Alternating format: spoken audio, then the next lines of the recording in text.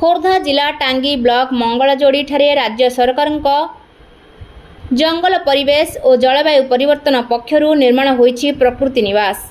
2019 मसीह मंगलाजोड़ी प्रकृति निवास कार्यक्षम होईछि।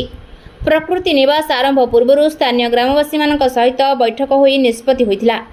ग्राम्य जंगलरू 3 एकर जमी हस्तांतर करथिले ग्रामवासी। महत्व उद्देश्य थिला एहार परिचालना दायित्व ग्रामवासी माने एक परिवेश उन्नयन कमिटी माध्यम परिचालना करिवे एवं एहार लाभांश ग्रामर उन्नतिमूलक कार्य खर्च करने सहित ग्रामर शिक्षित बेकार युवक युवती माने एठारे नियुक्ति पाई आत्मनिर्भरशील हेबे।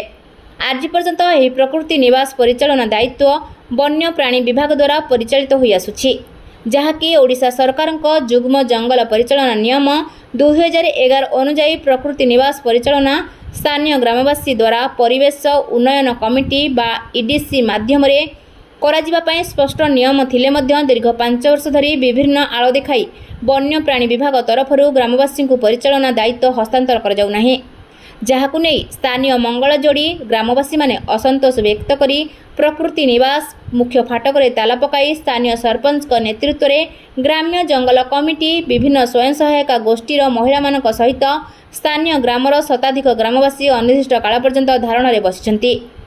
दाबी पूरण न हेबा पर्यंत आंदोलन करिबा पई चेतावनी दैछन्ति। खोर्धारू ज्ञानरंजन दास को रिपोर्ट, ज्योतिप्रभा न्यूज।